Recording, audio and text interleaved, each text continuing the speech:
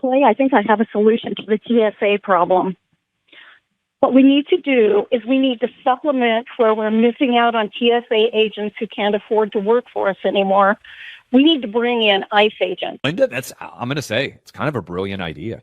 I had a caller on the show, the Clay and Buck show today, Charlie, had an interesting idea.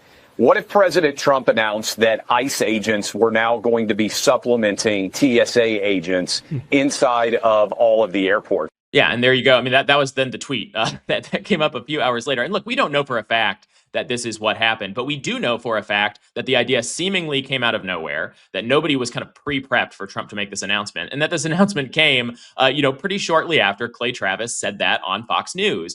And this is far from kind of the first time that we have had this sort of sloppulist policy up-filtering from just kind of like a random person in conservative media who the algorithm happens to bless enough for more important pundits to see it and then magnify it, and then it going straight to the White House. I mean, this is what we saw. This is what kicked off the whole Minneapolis ICE operation, was that very viral kind of like investigative video of that right-wing YouTuber Nick Shirley, who went there and cut a video purporting to demonstrate, millions and millions and millions of dollars in fraud at Somali-run daycares. And I mean, we don't know for a fact, again, that this is exactly what happened here, but the timing at least is interesting. Wouldn't you say? I think we know for a fact that this is what happened here. You have a very high bar here for what we know and don't know. I'm going to say that that's why it happened. It's an idiotic idea. No one suggested it. ICE doesn't want to be doing it. They're not trained to do it.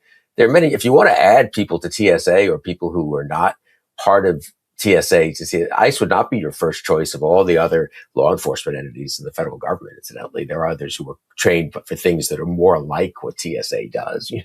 So I suspect I don't know for a fact, but I think that's how it happened.